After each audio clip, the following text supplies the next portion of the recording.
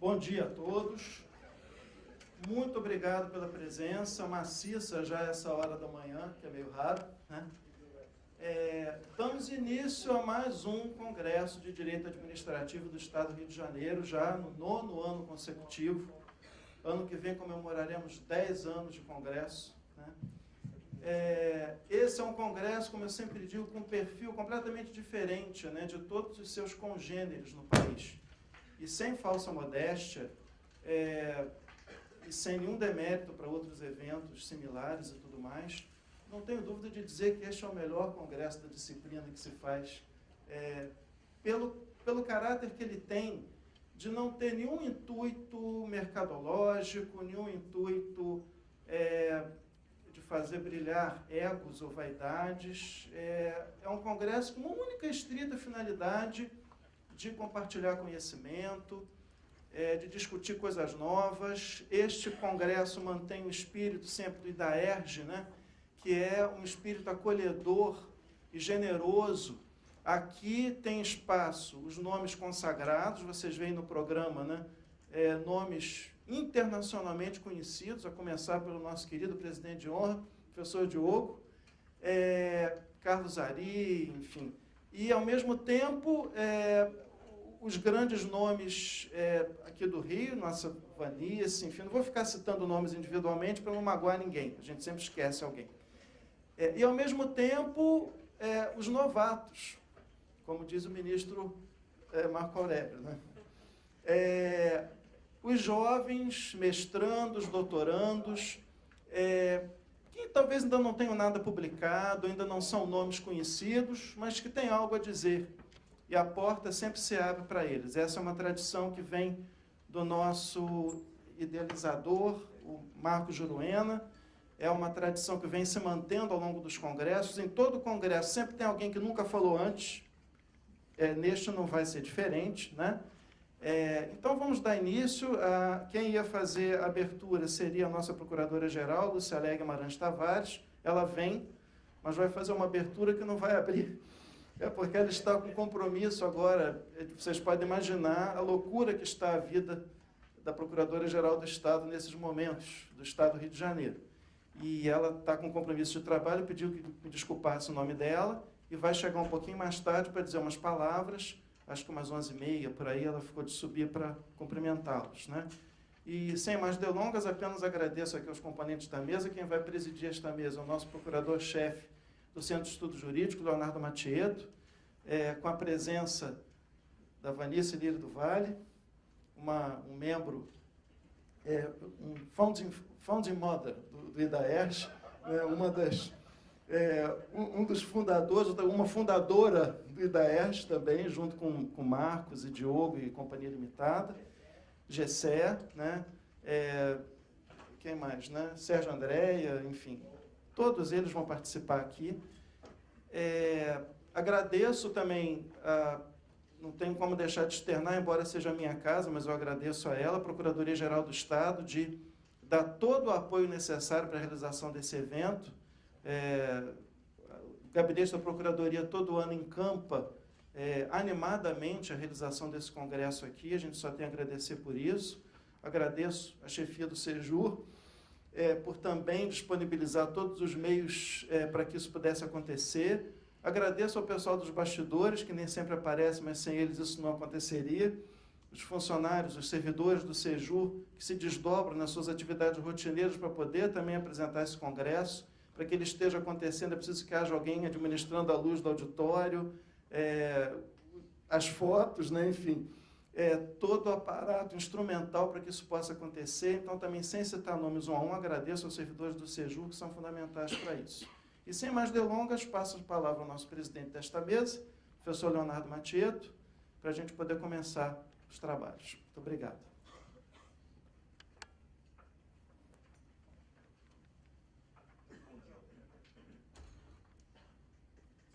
Muito bom dia a todos. É com muita alegria que participo da mesa de abertura do Congresso de Direito Administrativo do Estado do Rio de Janeiro. Ver um projeto como esse, que foi iniciado por uma pessoa tão querida e que deixa tanta saudade como Marco Juruena, é realmente um motivo de grande satisfação. e ver tantos jovens na plateia também anima a todos nós. Em nome da Procuradoria, especialmente da Procuradora-Geral, que não pôde estar aqui, eu agradeço a todos, cumprimento o Zé Carlos pela condução, pela coordenação. O Congresso muito deve a ele. Não posso deixar de registrar também a minha enorme alegria em ver entre nós, mais uma vez, o querido professor Diogo de Figueiredo Moreira Neto, que vai fazer a conferência, vai proferir a conferência de abertura. Minha estimada colega Vanice Lírio do Vale, também sempre muito bem-vinda e membro desta casa, no sentido honorário, né? Que honra a todos nós, portanto. Sem mais delongas, a professora Vanice profere palavras iniciais também? Então, pois não. Muito obrigado. Rapidamente, só para fazer o registro, como disse o Zé Carlos e também mencionou o Matieto, esse é um momento de celebração, né? Uma 9ª edição de um congresso com essa característica é a celebração do êxito da iniciativa do nosso colega Marcos Juruena, sob a inspiração do professor Diogo de Figueiredo. Quer dizer, você oferecer não só a oportunidade de participação das novas figuras na área do direito, mas também, generosamente, no mais puro espírito do professor Diogo de Figueiredo, dividir as ideias, dividir as angústias, dividir o nosso processo de reflexão com vocês que estão começando, né, nessa mesma atividade. Isso é a vocação do professor. E aí, portanto, esse evento é de ser visto como uma celebração, não só do direito administrativo, mas de impulsionadores dessa reflexão, como são o professor Diogo de Figueiredo. Que, portanto, tem a palavra. Muito obrigado aos meus queridos amigos aqui da mesa, Leonardo, Zé Carlos e Vanice, por essas palavras tão bonitas. Muito obrigado pela presença de todos aqui. Estou voltando depois de 7 meses preso numa quimioterapia terrível para conversar com os senhores, que uma das coisas mais gostosas que nós podemos fazer aqui no Itaerj é realmente conversar com essa juventude toda, que tanta gente jovem. Mas isso é que impulsiona mesmo. Mas essa exposição que eu tenho a honra e o prazer de fazer todos os anos, na qualidade de presidente de honra da instituição e um dos cofundadores, eu tenho de trazer algumas reflexões sobre fenômenos políticos e jurídicos que estão acontecendo. E nós, às vezes, não percebemos, lemos os jornais, mas não vemos as entrelinhas desses fenômenos. E esses assuntos são assuntos muito importantes, porque o bacharel em direito, o profissional do direito, não tem que pensar só no dia a dia, tem que pensar no dia seguinte. Nós temos que ter uma certa visão prospectiva, que é a que nos orienta. A visão do passado nos dá alguma orientação para não fazer alguma coisa, mas a visão prospectiva nos dá orientação para fazer alguma coisa. Então, a marca da longa duração da modernidade política foi, como nós sabemos, foi o absolutismo, caracterizado pela centralização do poder em mãos dos soberanos durante muito tempo, e com o enciclopedismo, com o humanismo, com todos esses movimentos, nós passamos pouco a pouco a entender que essa centralização não era boa, que era necessário descentralizar o poder, porque descentralizando o poder se pode controlá-lo melhor. Pois bem, é nessa linha que um dos primeiros pensadores importantes, Montesquieu, no Espírito das Leis, anteciparia as vantagens do pluralismo político no governo dos povos, levantando a ideia de um controle recíproco entre segmentos do poder. Ao pensar isso, ele estava iniciando a ideia do policentrismo do poder. Il faut que le pouvoir arrête le pouvoir. É necessário que o poder paralise o poder. Ora, se o poder é divisível em funções, essas funções podem se controlar entre si. Essa foi a grande marca da presença de Montesquieu. Não foi a tripartição ou quadripartição, que são de menos. O importante é a separação. Então, a separação de 3, 4 ou 5 poderes não importa quanto, porque é sobre esse tema que nós vamos digressar um pouquinho mais. A síntese desse movimento, portanto, se trata na multiplicação de funções dentro do aparelho do Estado. Essa que é a ideia central. Esse é o sentido subentendido que o poder do Estado, até mesmo pela nossa Constituição, é único e indivisível. Todo poder emana do povo, em seu nome será exercido. Então, o poder é indivisível. A ideia de fracionar poder não é a ideia correta. Então, a palavra poderes do Estado ficou mais ou menos simbólica. Perdeu o efeito real. O que é real são as funções do Estado. É por isso que hoje nós temos o Ministério Público, Procuradoria do Estado, Tribunal de Contas, em vários países tem conselhos de cidadãos, ombudsman, uma quantidade imensa de órgãos que não se enquadram em tripartição nem quadripartição de poderes. Se enquadram em multiplicação de funções dentro de um Estado policrático. Pois bem, para que esse emprego de funções atenda e respeite os princípios, a visão da pós-modernidade política, que é o foco que eu vou considerar aqui agora, o Estado se deve fundar em certo grupo de valores fundantes, valores essenciais. O Estado deve ter esse sentido de estar apegado a valores fundantes. E esses valores fundantes, hoje, 2 deles aparecem em grande destaque. São os direitos fundamentais e a democracia, porque eles informam todos os demais valores que se têm. Portanto, eles são, de alguma maneira, vinculantes no exercício de todas as funções, os direitos fundamentais e a democracia. Como sabemos, essas funções são exercidas por órgãos.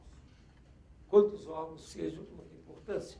Podem ser classificados conforme suas respectivas atividades fins, mas, basicamente, nós temos 2 tipos de órgãos. Órgãos para governar, órgãos de governança, e órgãos de controle da governança. Simples como isso. Nós temos órgãos de governança e órgãos de controle de governança. E isso esgota toda a temática. Agora, redistribuição entre esses órgãos é outra coisa. Os órgãos de governança pública, todos eles são políticos. Portanto, todos eles obedecem àquela visão política. Eleição, escolhe-se quem vai governar. Essa é a ideia da democracia, que segura o fundamento. O primeiro fundamento, direitos humanos, direitos fundamentais. Segundo, democracia. E os órgãos de controle público, aos quais tocam todas as funções de controlar a juridicidade, de modo geral. Legalidade, legitimidade e moralidade. Então, com isso, nós temos o quadro feito de que os órgãos que estão dentro do Estado. Isso é mais ou menos a temática geral da organização de qualquer Estado contemporâneo. Claro que não estou colocando aqui Coreia do Norte, nem coisas desse tipo. Estou falando de Estados realmente pós-modernos, que já estão utilizando esse sistema. Então, atente-se para o fato de que a governança pública se apresenta contemporaneamente como uma função híbrida. Antigamente se pensava, legislativo legisla, executivo executa. Não é bem assim, não. Repare que é uma imbricação entre as atividades do Congresso Nacional e o Congresso da Presidência, a Presidência da República. Por quê? É mensagem para cá, é mensagem para lá, é orçamento, é planejamento, tudo isso é feito em 2 mãos. O planejamento de Estado começa no Executivo, vai para o Legislativo e volta para o Executivo. Então, e também a orçamentação, que é importantíssima, também é de 2 mãos. Portanto, quem governa? O que nós podemos dizer é o seguinte: um dos órgãos tem uma responsabilidade maior no contexto mais amplo, né? As grandes linhas, e o outro tem responsabilidade maior na execução dessas grandes linhas. Daí o poder executivo ainda ser um nome que se presta para qualificar a presidência da República e os órgãos afins. Portanto, a governança pública se apresenta contemporaneamente com a função híbrida, basicamente legislativa e executiva. Todas as duas funções políticas. E repara que as funções de controle, órgãos de controle político, não são políticos no sentido partidário. São políticos porque atendem também à ação política, mas não são partidariamente políticos. Ao contrário, eles não são escolhidos por eleição, mas por seleção. É o mérito. Os órgãos de controle são baseados no mérito. Os órgãos de governança baseados na democraticidade da escolha. Portanto, na possibilidade do povo participar. Quem vai participar dos órgãos de controle são os professores, são os mestres. Porque eles vão ensinar aqueles que vão fazer, porque eles vão entrar pelo mérito. Concurso público, por exemplo, é a via do mérito. Então, essa tarefa de idealizar e executar as ações políticas de que carece a sociedade é uma atribuição ancestral das chefias das tribos, das direções dos reinos, dos reis. Então, eram os dirigentes que faziam isso. Bom, para isso é necessário que os dirigentes sempre tenham aquela percepção de que sejam necessidades coletivas. E dessas necessidades coletivas, digo, quais são aquelas que devem ser politizadas, vamos dizer assim, aquelas que devem ser exercidas pelo poder político. Ora, essa antiga tradição, que era da unidade funcional do chefe, né, do cacique, do rei, tudo isso caiu depois que houve uma pequena divisão de funções, e essa divisão de funções separou, de alguma maneira, uma visão legislativa de uma visão executiva. Isso aconteceu na Inglaterra, a criação do parlamento, o primeiro parlamento, que foi um toque de modernidade, mas que aconteceu há muito tempo atrás. Né?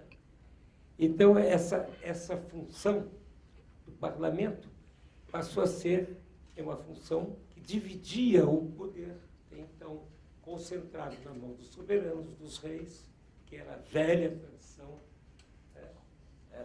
para ter também duas posições, uma posição preparatória de fazer a lei, de aceitar o orçamento, tudo isso aconteceu praticamente ao mesmo tempo.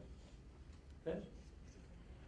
Então, essa repartição de funções governativas viria a se consolidar nas primeiras constituições da modernidade, distinguindo, de um lado, a atribuição de estabelecer os balizamentos abstratos necessários para definir o que fazer e como fazer, e a ação dos legisladores, e, do outro lado, as decisões concretas para executar, que deveria ser feito com o privilégio dos administradores.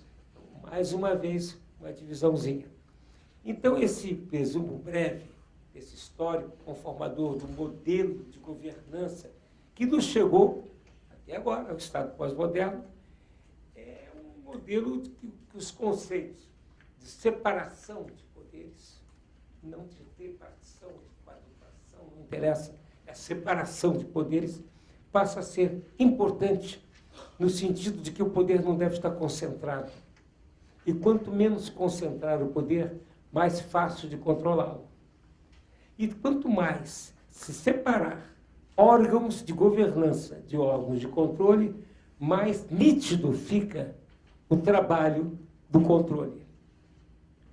Assim é que, a partir da modernidade, partiu-se o modelo de governante, de um lado com políticos e, de outro lado, com administradores.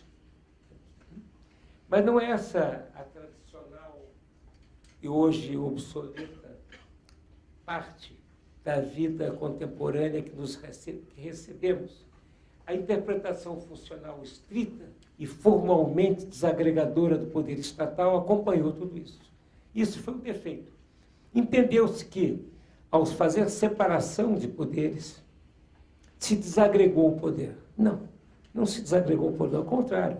Cada vez se tornam mais imbricadas essas funções, as funções que antigamente pareciam separadas, daí o nome separação de poderes. Na verdade, cada vez desaparece mais a separação e aumenta a imbricação dos poderes. O que nós temos, isso sim, são poderes distintos, são funções distintas, mas que exercem por igual o poder estatal. Na atualidade, havia sido observado pelo Sabino Cassese em 2001, o direito administrativo ganha uma dinâmica extremamente aguda, porque o direito administrativo passa a ter mais os embates do que o direito constitucional, pelo simples fato que a Constituição seja mais estável e a administração seja mais móvel.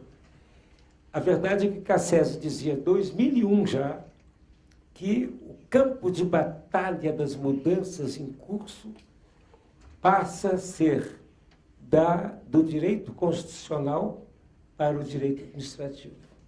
Então, a visão que nós vamos dar a essa eleição, parece que eu comecei com o direito constitucional, eu comecei com o direito pré-constitucional, na verdade. Como é que as coisas se desenvolveram até chegar a uma Constituição? A primeira Constituição organizada foi a Constituição Americana. Então, com tudo que eu falei, começa já a Magna Carta, muito tempo atrás. Então, a ideia é que, sob a nova orientação reagregadora das funções, se iniciou uma concepção integrada dessa chamada função pública administrativa de governo, com vistas a superar essa compreensão subjetiva e parcial, fruto de uma primeira interpretação literal e radical da chamada tripartição de poderes, que recebeu da doutrina de Montesquieu uma grande publicidade.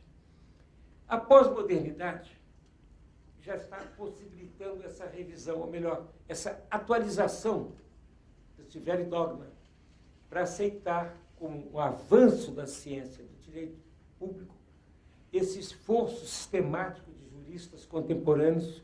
E aqui eu destaco dois nomes, Sabino Cassese, que eu já falei, e Umberto Allegretti, todos dois italianos, porque eles colocaram nesse processo os princípios democráticos informando a função administrativa. É um livro, Pública Administrazione e Ordinamento Democrático, isso em 1984, já adotava essa linha. Portanto, é uma linha já bem firme. Ele diz o seguinte: se traduz em conceber a administração como atividade de realização de tarefas, ou como atividade voltada a um fim, o que transmite a ideia de que a administração é função, e não poder do Estado. Si traduce nel concepire l'amministrazione come realizzazione di compiti, o come attività per un fine che la idea è di funzione. Portanto, ele dava exatamente essa ideia de que o direito administrativo trabalha com função. Abandonava, assim, a histórica subjetivação da função administrativa, graças a esse esforço sistemático, e já estava em curso uma objetivação da função administrativa. E essa objetivação da função administrativa leva mais recentemente, bem mais recentemente, conforme eu escrevi naquele livro, Os 4 Paradigmas, ao resultado. O máximo da objetivação da função administrativa é levá-la a um resultado. A função administrativa não vale por si mesma, vale pelo resultado que produz. Enquanto não tivermos isso bem claro na cabeça, estaríamos ainda dentro de uma subjetivação do poder. O poder é subjetivar nada. Nós temos que objetivar o poder e, portanto, colocar o resultado, o que seja a função administrativa. Dá-se, desse modo, a passagem da administração pública subjetiva, focada na pessoa do soberano, do governante, que seria mais tarde a pessoa do Estado executor, para um resultado da governança. É o que nós queremos saber. A gente quer saber de um hospital parado, um esqueletão parado lá em qualquer lugar. Não, queremos saber se o hospital está funcionando. Queremos saber se a linha de ônibus não funciona ou de metrô não funciona. Não, queremos saber se funciona. Portanto, a administração contemporânea tem que visar um resultado objetivo. E se não for assim, é um palavrório perdido. É só um intermediário, não interessa. Hoje, portanto, não é mais possível conceber como atividade administrativa, até como atividade exclusiva do Estado, até mais essa. A atividade administrativa, que é a atividade para atender os reclamos de uma sociedade civilizada, não se restringe apenas à atividade do Estado. É preciso que as sociedades pós-modernas também participem.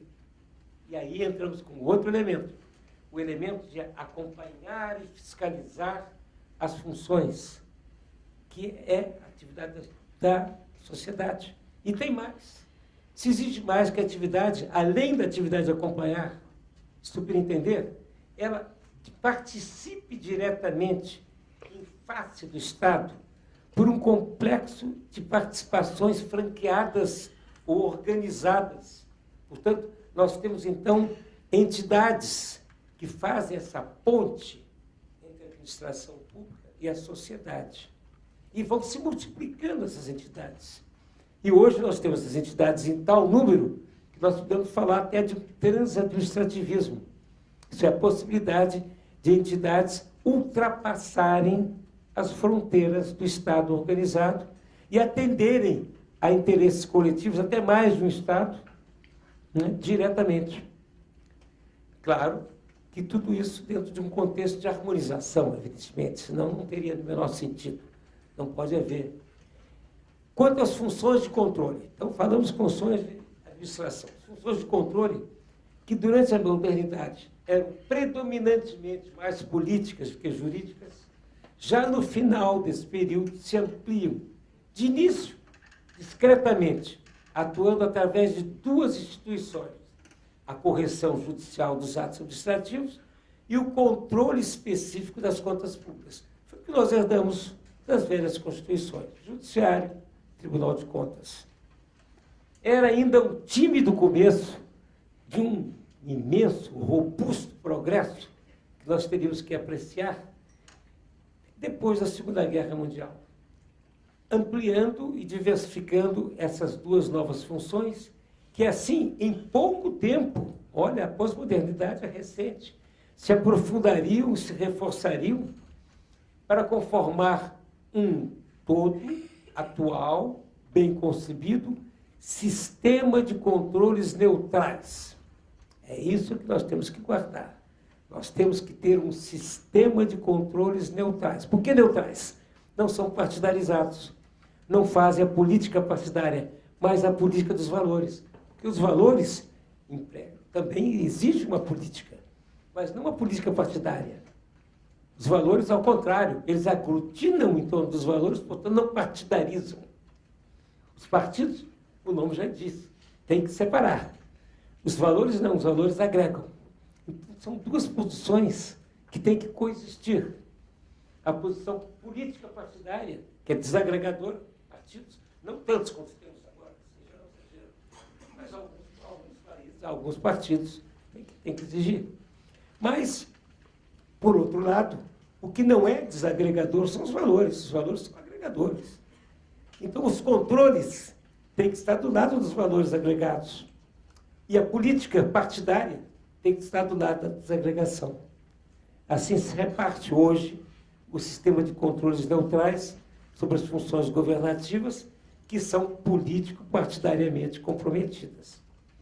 Então, sinteticamente, para efeitos dessa exposição, para poder ordená-la melhor, é útil que se distinga de modo especial, e tomando como exemplo agora a nossa Constituição, claro, essas 3 esplêndidas contribuições para a ideia da contenção do poder concebida na pós-modernidade, concebida por uma pleiade de autores e de fenômenos, inclusive a Constituição alemã, que teve uma grande importância nisso tudo, a Constituição de Bonn e a italiana também, quase na mesma época.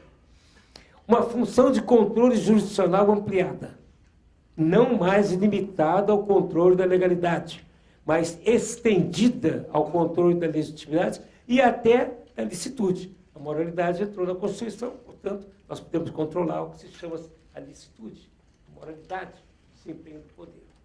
2, uma função de controle de contas expandida. Por quê?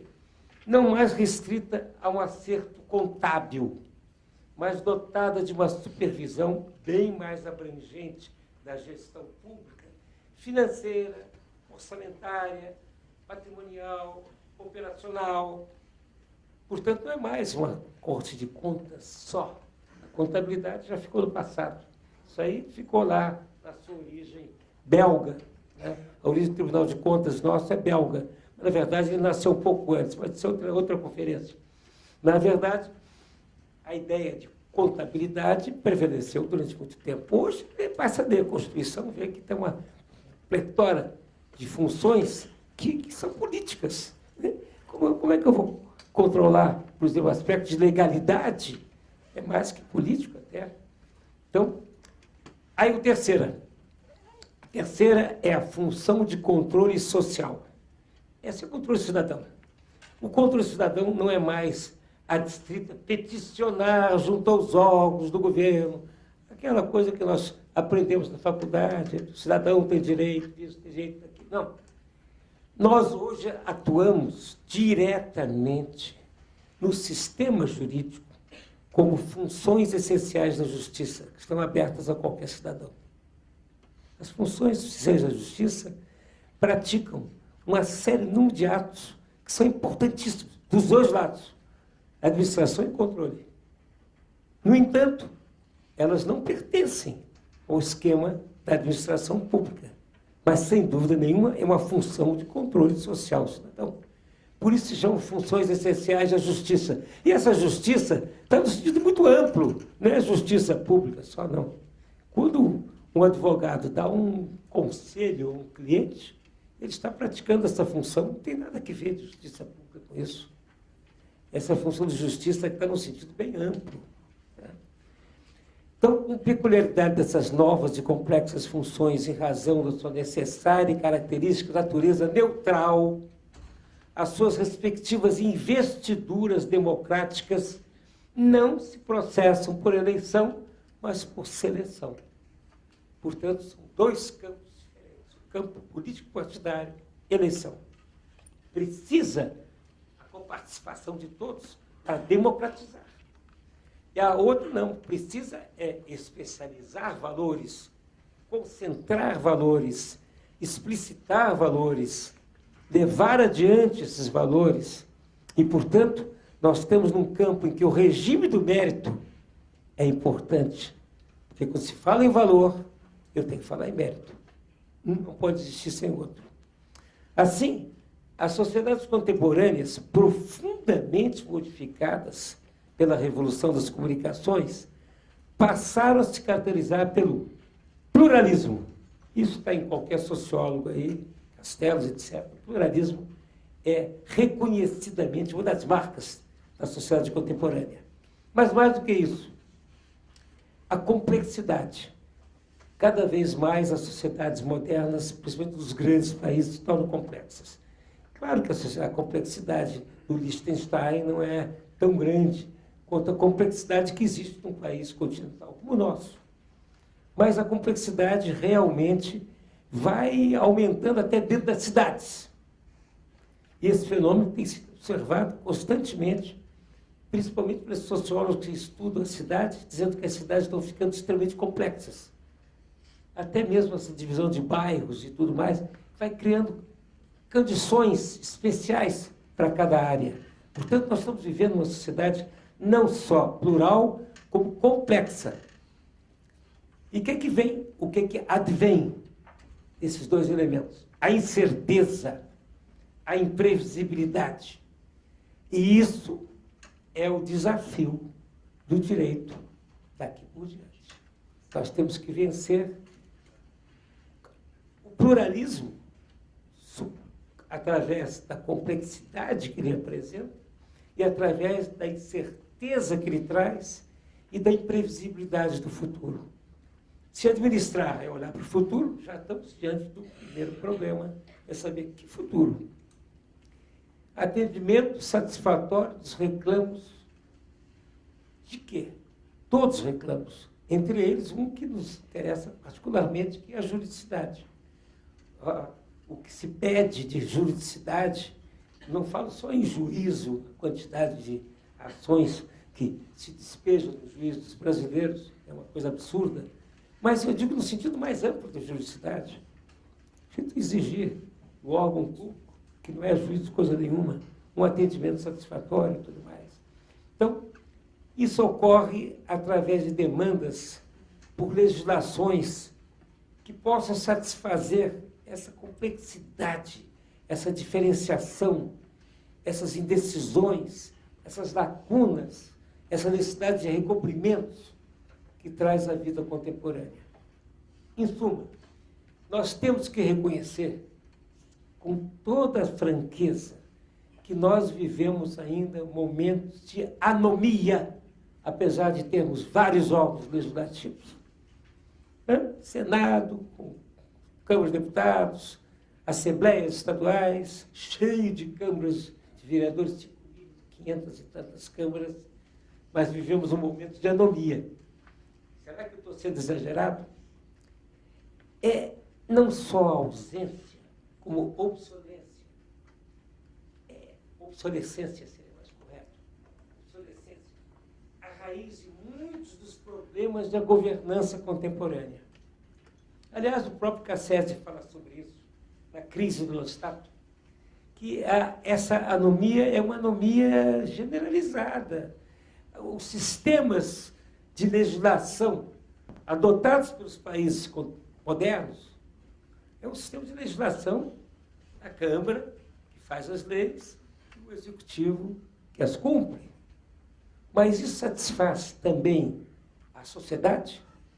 A sociedade precisa de normas, precisa de orientação. Então, está na anomia, tanto por ausência como por obsolescência, a raiz de muitos dos problemas de governança contemporâneo. Daí a necessidade de repensar a suficiência dos órgãos legislativos, que se vai tornando comum nos estados contemporâneos, em que essa defasagem entre fatos e normas aparecem cada vez mais agudas e prejudiciais. Basta ler a literatura contemporânea, principalmente dos sociólogos. Não são todos os juristas que se tratam disso. Tudo que Cassese escreveu na crise do Estado, ele tratou muito mais como sociólogo como como jurista. Aliás, a cabeça do Cassese é uma coisa extraordinária. Eu tive a oportunidade de estar com ele em Catânia. É um homem que, em 10 minutos de conversa, lhes passa tantas ideias, tantos conceitos, que realmente é um dos gênios desse século. Pois bem, as carências e deficiências legislativas, uma vez reconhecidas, nos leva a fazer um diagnóstico do fenômeno, para apontar como causa dessas aludidas carências e deficiências a própria crise do Estado. Daí o título do livro, da crise do Estado, que, segundo Cassese, vem sendo identificada e discutida desde o início do século XX, quando se começou a aludir à proliferação, aspas, de organismos poderosos como sindicatos, grupos industriais, grupos financeiros, que tinham posto em dúvida a soberania interna do Estado. Portanto, já existe há algum tempo uma proliferação de centros de poder não estatal que põe em dúvida a própria soberania estatal. Se nós olharmos em volta aqui, vamos ver que isso ainda é verdade entre nós. Então, relatos exemplificativos dessas carências e deficiências apresentadas pelo Legislativo, principalmente o brasileiro, têm sido abundantemente publicados em artigos, teses, monografias, variando as críticas desde a composição, passando pelo descompasso da deliberação entre o produto normativo e as demandas que o produziram, que foram levadas. Então, tem sido propostas da hipótese médica, eu trouxe até de brincadeira aqui para os senhores, a ideia do Alejandro Nieto, um jurista espanhol, que dizia o seguinte: quando os legislativos não realizam as aspirações populares ou não as atendem eficazmente, e como não mais prevalece a velha alternativa da imposição, termina os legislativos por recorrer à manipulação, de modo que assim conclui ironicamente esse professor: a violência se seguiu o engano. Se finge que legisla, em vez de impor alguma coisa que seja repelida pela sociedade. É uma realidade contemporânea que o Alejandro Neto disse de uma maneira muito interessante. El desgobierno de lo público é o nome do livro dele, quem quiser ler, é interessante, do começo ao fim, é pura crítica. Então é precisamente o que se vê revelado no século XX, ao capitularem muito dos legislativos ante o peso dos fatos, já que não podem produzir a tempo e suficiência e qualidade a legislação que se precisa. O que se faz? Transfere a disciplina normativa de uma determinada matéria ou atividade da sede legislativa para a sede regulamentar. Pronto. É fácil. Então, daí por diante, se faz uma transferência de função sem delegação. A regulação não passa de ser isso. A regulação já é um conceito de acerto. Já a impossibilidade de regular tudo pelo legislativo nos leva a regular tudo pelas agências reguladoras. Portanto, a solução anglo-saxônica das agências reguladoras nada mais é que uma capitulação à anomia. A maneira de ver interessante, que era impossível. Os legislativos clássicos, parlamento inglês, trabalharem com a rapidez necessária para resolver os problemas de regulação, que são problemas que têm que ser resolvidos imediatamente, porque a cambiância, as mudanças são muito grandes, são muito rápidas. Quanto tempo nós temos? Vou terminar, então, mais 15 minutos. Vamos ver algumas alternativas pós-modernas que se apresentam para superar as consequências da anomia. Uma vez que os senhores acreditam que essa visão está correta, que nós estamos diante de um processo de anomia que não é brasileiro, que é universal, porque nós temos um sistema de produção de normas ainda muito ligado ao passado, muito ligado a 200, 300 anos, quando os legislativos começaram a se conformar com características modernas. Mas nós estamos na pós-modernidade. Volta-se a recorrer ao antigo princípio da escola jônica, que havia indicado a tradição deliberativa pelo diálogo, a solução das controvérsias, inclusive das controvérsias políticas. Portanto, escola jônica. Estou falando alguma coisa dos gregos, que eles já tinham a ideia de que o diálogo resolve muito bem uma grande quantidade de coisas que não precisam ser discutidas em tese dentro dos parlamentos. Pode superar a anomia pelo diálogo jônico. Bonito. Vamos voltar à Grécia. Então, sem pretensão de esgotar os exemplos, vamos dar alguns exemplos de deslegalização, diálogo jônico, que já estão adotados largamente com normas reguladoras que nós conhecemos, pelos acordos substitutivos, pelas normas transadministrativas que estão ganhando terreno e pelas normas contramajoritárias judiciais, não é, doutora Vanice? Ela trabalha muito bem sobre esse assunto. Esses 3 campos, ou 4 campos, normas reguladoras, acordos substitutivos, normas transadministrativas e normas contramajoritárias judiciais completam esse quadro de integração, vamos dizer, quase que feita do desenho na hora do vazio deixado pela anomia contemporânea dos parlamentos, que não têm condição de, a tempo e a hora, regular tudo o que é necessário nas sociedades complexas que nós temos hoje em dia. As novas reguladoras, todos sabem, não vou precisar falar. Os acordos substitutivos é a concertação de interesses conflitantes com o emprego de processos administrativos normativos, que nós já estamos fazendo no Brasil, não tem nenhum problema. Normas transadministrativas esse fenômeno, tão bem estudado novamente pelo Sabino Cassese, pioneiro do seu estudo. Oltre lo Stato é o livro dele, Além do Estado. Muito bonito esse título. A primeira crise do Estado, e o segundo foi Oltre lo Stato, depois do Estado, além do Estado. Mas as normas contra-majoritárias, essas são a possibilidade, em tese, de uma definição normativa judiciária em caso, na ausência da norma legislada, que venha a ser impositivamente decretada por órgãos da justiça em certas hipóteses de anomia. Então, é precisamente uma solução, Ronald Ward, não é isso, que é uma solução interessantíssima, que é o emprego judicial da discricionariedade. Portanto, estamos expandindo muito bem o campo da discricionariedade até para a visão do working.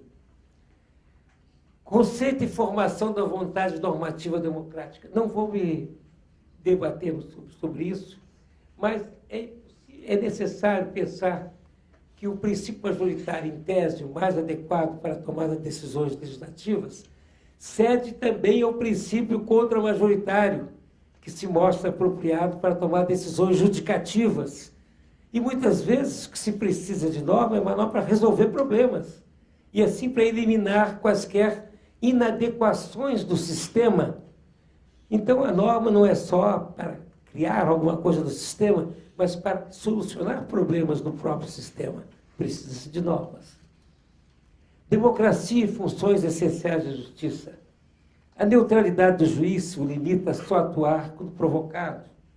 Portanto, a autoprovocação é uma exceção no nosso sistema. Demanda lei expressa. Daí decorre a necessidade de instituir canais de acesso. Os canais de acesso são imprescindíveis para a provocação, já que só se pode obter a função judicial através da provocação. É importantíssima a democratização dos canais de acesso. E nada melhor do que fez a nossa Constituição, criando as funções essenciais da justiça, democratizando ao máximo possível os canais de acesso. Hoje nós temos realmente uma multiplicidade de canais de acesso, são as funções de autênticas pontes jusdemocráticas entre a sociedade e o Estado. Essa imprescindível coparticipação segue uma linha desenvolvida por Robert Alexi, da Teoria Geral da Argumentação Jurídica, ao afirmar, aspas, o discurso fundamental não está sujeito às decisões tomadas no processo legislativo, senão que tem prioridade sobre este. Uma afirmação corajosa somente com o talento dele. Mas a doutrina do Peter Heber se seguiu a essa visão para afirmar o papel criador da sociedade aberta de intérpretes da Constituição. Então, na mesma linha, abre um caminho, rasga um caminho, Peter Heber, com essa construção do direito, trabalhando com a lei, mas além dela. E aí que está a criação. É a justfundamentação dialógica que é proposta por Heber, que até poderia se iniciar prejudicialmente, mas em seu percurso judicial, nele se desdobra em tantos graus de debates quantos sejam necessários e constitucionalmente necessários para chegar à norma aplicável. Portanto, nós temos cada vez mais a ideia de que a norma, em tese, não é aplicável. Aplicável é aquela que vai passar pelo processo dialógico, processo heberiano. Bom, mais algumas ideias, 10 minutos de ideias e termino.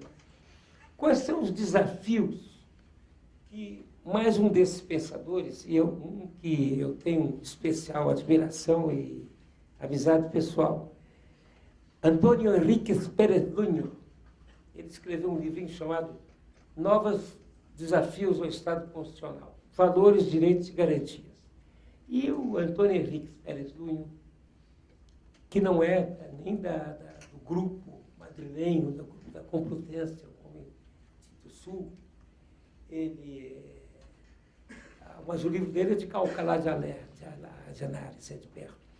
mas ele diz o seguinte, ele oferece 5 respostas, 5 funcionais aos novos desafios que foram colocados aqui rapidamente, que uma conferência de 50 minutos não dá para colocar todos os desafios da pós-modernidade. Eu quis quase simbolizar alguns mais interessantes. Mas são as respostas funcionais de Antônio Henriques Pérez Lunho aos novos desafios do Estado Democrático de Direito Constitucional, como ele chama, Estado Democrático de Direito Constitucional. Primeiro, uma função dinamizadora, adaptadora e de reciclagem dos direitos fundamentais.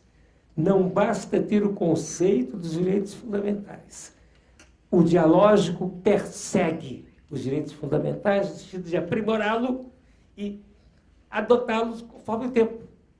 Portanto, adorná-lo, fazer eles serem interpretações do momento.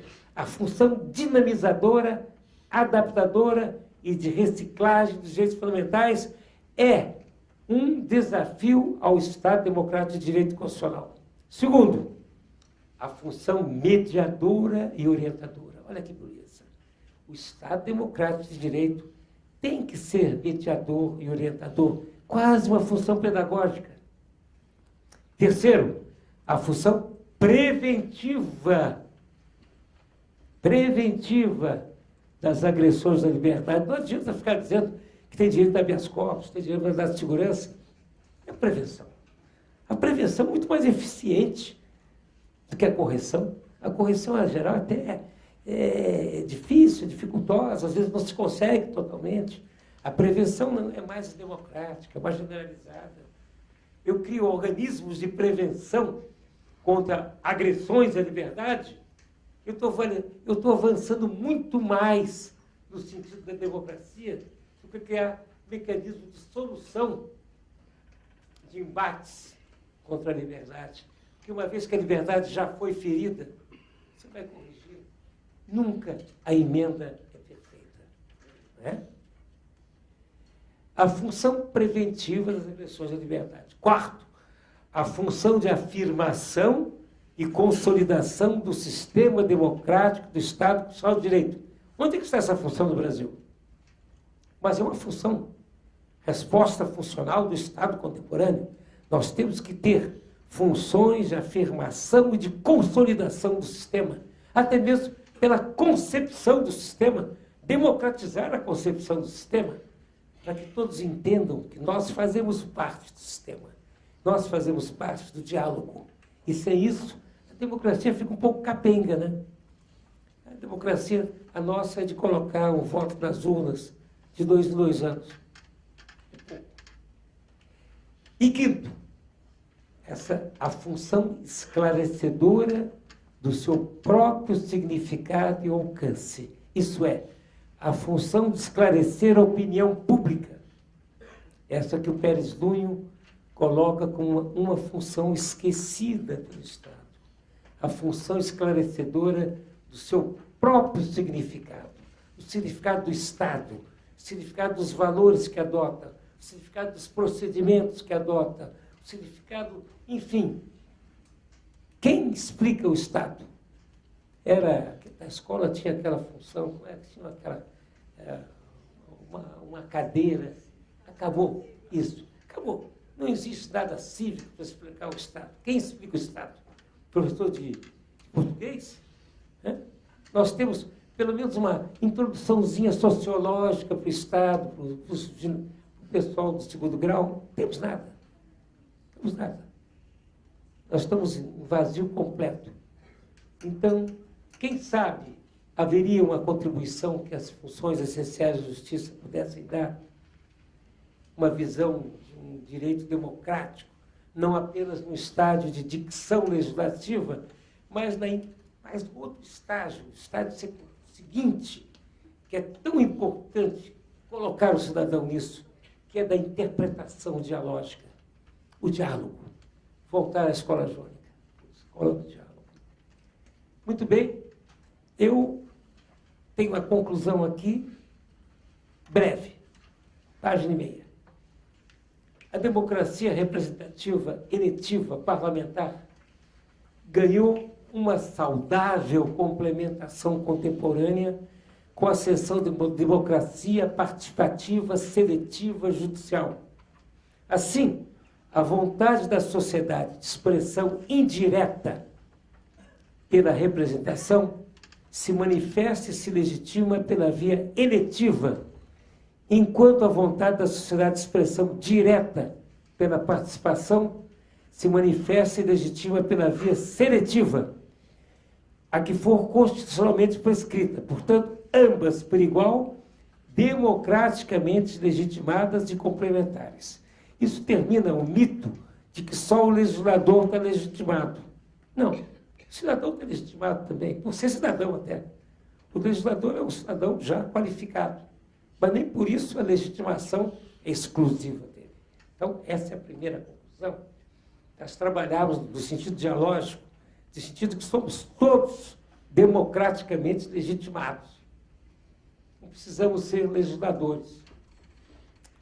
Nessa linha, o aperfeiçoamento da democracia cada vez mais se fará pela diversificação constitucional das formas de participação, pela coexistência institucional das duas vias, da legitimação de investiduras públicas dos agentes constitucionalmente legitimados e pelos agentes constitucionalmente legitimados pela via seletiva, que é o caso, nós, bacharéis em Direito, acho que a maioria aqui, se não são todos, somos legitimados pela via seletiva para fazer certas coisas que só nós podemos fazer, que são garantidas pela Constituição, para ter uma segurança jurídica. Destaque-se que é nesse mesmo caminho que a democracia da eficiência vem de complementar e reforçar a democracia da participação. Não podíamos esquecer da eficiência. Sobressaindo dois conjuntos instrumentais essenciais à plena realização. Primo, pelos órgãos, pelo moderno binômio funcional da lei. Binômio funcional da lei. Conformado, de um lado, por órgãos eleitores que manifestam escolhas populares fundamentais e as escolhas pessoais de seus representantes. E, de outro, dos órgãos eletivos que cumprem a sua vontade. E, segundo, pelo moderno binômio funcional da justiça, que, por sua vez, conformado, de um lado, pelos órgãos postulatórios das funções essenciais da justiça, que explicitam as questões e propõem as soluções. E, de outro, pelos órgãos decisórios, que a julgam, dirimem as controvérsias e dão definitividade às soluções. Portanto, do equilíbrio dessa atuação desses dois binômios, o da lei e o da justiça, tanto internamente como entre ambos, depende, vejam só, senhores, o futuro do direito e a construção prospectiva do direito do futuro. Nós temos que construir o futuro do direito para que tenhamos um direito do futuro mais aproximado desse binômio, desse produto consensual da sociedade, resultado de um diálogo que deve ser terçado permanentemente em todos os níveis sociais. E nós, por sermos esse grupo das funções essenciais da justiça, temos a responsabilidade principal de ser agentes desse diálogo. Muito obrigado.